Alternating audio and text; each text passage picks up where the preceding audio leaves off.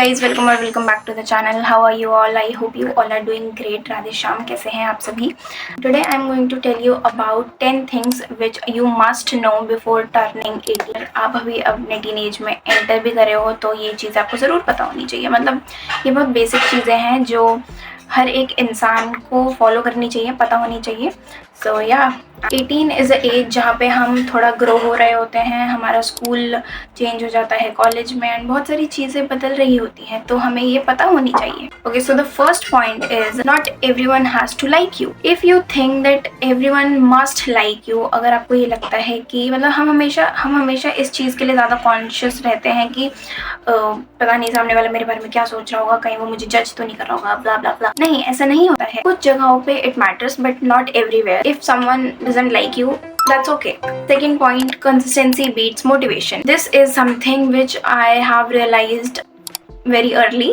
I mean, ये चीज़ मुझे पता है और पता थी भी। आई गेस सबको ही पता होती है ये चीज़, बट बस वो हम सोच नहीं रहे होते हैं और हमें पता नहीं चल पाता है एक सही टाइम पे, या फिर हम नज़रअंदाज कर रहे होते हैं।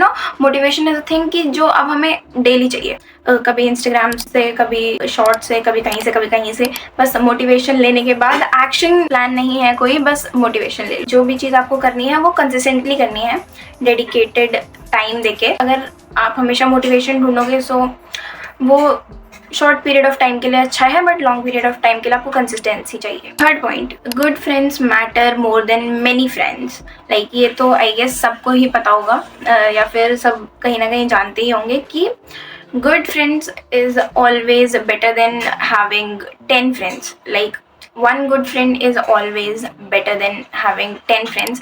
अगर आपके पास एक अच्छा दोस्त है तो वो आपकी लाइफ अच्छे से सॉर्ट कर देगा। एंड डोंट वरी अगर आपके पास एक भी दोस्त नहीं है। मतलब ऐसा बहुत होता है कि जैसे स्कूल्स में बहुत बच्चे इंट्रोवर्ट होते हैं तो उनके कोई फ्रेंड्स नहीं होते हैं, और मेरे भी बहुत टाइम तक बहुत फ्रेंड्स नहीं थे। 3 फ्रेंड्स थे और वो भी मेरी बहुत कम बात होती थी उनसे। मतलब ऑनलाइन तो वैसे भी बात नहीं करता कोई, जब हम स्कूल में मिलते थे बस तभी बात होती थी, ऐसे नहीं। Fourth point, comparing yourself to others. I mean, अगर आप किसी को अपना आइडल मानते हो वो एक अलग चीज़ है, बट अगर आप किसी की लाइफ से अपनी लाइफ कंपेयर कर रहे हो कि यार उसने तो 18 साल में इतना अचीव कर लिया, या उसने इस उम्र में ये अचीव कर लिया, एंड आप क्या कर रहे हो। सो ऐसे काम नहीं होता है, ठीक है। हर इंसान की लाइफ में चीज़ों के होने का अलग टाइम होता है।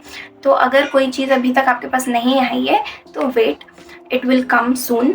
एंड हमें हमेशा उसके लिए एफर्ट्स डालने पड़ते हैं, तभी चीज़ें काम करती हैं। Fifth point, which is failure is a part of learning. आप किसी चीज़ में फेल हो जाते हो या फिर कोई चीज़ जैसा आपने सोचा था वैसी नहीं होती है, सो ऐसा मत सोचा करो कि भाई हम फेल हो गए। नहीं, आपने कुछ सीखा है। अगर आप किसी चीज़ को नहीं कर पाए हो या फिर उस गोल तक नहीं पहुँच पाए हो तो उसकी बीच की जो जर्नी थी उसमें आपने बहुत कुछ सीखा है। तो उस जर्नी में आपने जो लर्निंग सीखी है सारी, वो चीज़ें आपको बाद में बहुत हेल्प करेंगी। सो ऐसा मत सोचो कि आप फेल हो गए हो। आपको ऐसा लग रहा है कि आप फेल हो गए हो, बट उसमें भी आप कहीं ना कहीं जीते हो, उसमें भी आपने कहीं ना कहीं बहुत चीज़ें सीखी हैं। Six point, confidence comes from action not waiting. हमेशा हम चीज़ों को लेके डरे हुए होते हैं, पता नहीं मुझसे होगा नहीं होगा, या क्या होगा आगे, मैं ये कर पाऊंगी या नहीं, किसी भी चीज़ में। सो अगर आप उसके लिए एक्शन ही नहीं लोगे, कोई एफर्ट्स ही पुट इन नहीं करोगे, तो कहाँ से आपके अंदर कॉन्फिडेंस आएगा। सो पहले आपको एफर्ट्स डालने पड़ते हैं, पहले आपको काम करना पड़ता है, एंड देन आप देखते हो कि क्या मैंने सही काम करा, या फिर तब आपका कॉन्फिडेंस लेवल बढ़ता है ना। 7 point, your habits shapes your future. अभी प्रेजेंट में आप जो कर रहे हो, या प्रेजेंट में आप अपने दिमाग में जो चीज़ें डाल रहे हो, या अपनी जो हैबिट्स परस्यू कर रहे हो डेली, या जो आपका रूटीन है, वो आपका फ्यूचर डिसाइड करेगा।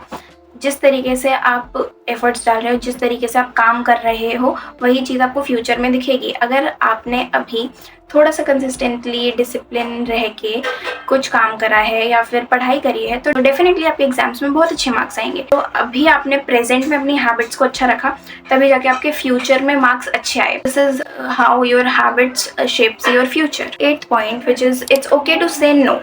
कैसे? देखो, हम हमेशा सोचते हैं कि लोग हमें काम दिए जा रहे हैं और नो नहीं बोल पा रहे हैं, पर ऐसे काम नहीं होता है, ठीक है। मतलब आपका अपना भी काम है, आपके खुद के पर्सनल कमिटमेंट्स हैं, आपके खुद का रूटीन है, आपको वो फॉलो करना है।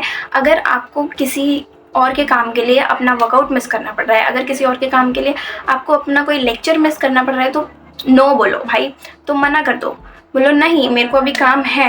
हम हमेशा इस बात के लिए हमेशा ऐसे सोच रहे होते कि पता नहीं अगर मैंने उसे ना बोल दिया तो वो क्या सोच लेगा मेरे बारे में, या फिर उसकी मेरे से लड़ाई हो जाएगी। बट नहीं, देखो अगर कोई ये चीज़ नहीं समझ पा रहा है कि आपने उसको नो क्यों बोला एंड क्या रीज़न था, तो फिर उस इंसान के साथ रहने का या उससे दोस्ती रखने का क्या ही मतलब है, जब उसको ये समझ में नहीं आ रहा है कि आपने नो क्यों बोला। And the 9th point is financial literacy. मतलब हमें ये चीज़ सीखनी है कि हम अपने मनी को कहाँ इन्वेस्ट करें, कैसे सेव करें और कहाँ पे स्पेंड करें। देखो हमेशा सेव करना, इन्वेस्ट करना ही नहीं है, ठीक है, बहुत चीज़ें होती हैं। अगर आप अभी अर्न करोगे, अभी आप पढ़ रहे हो, अभी आप सीख रहे हो चीज़ें, बट आप आगे जाके अर्न करोगे तो आप उस मनी को कैसे इन्वेस्ट करोगे।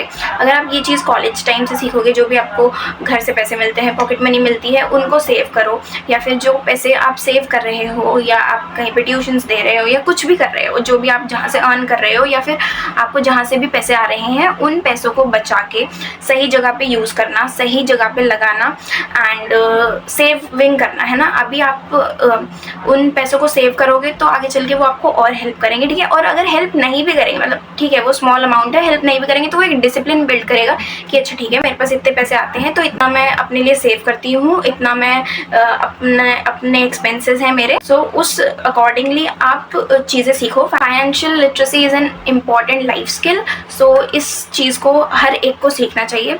डजेंट मैटर आप स्टूडेंट हो, आप अपने 20s में हो या फिर किसी भी एज में हो, फाइनेंशियल लिटरेसी आप कभी भी सीख सकते हो।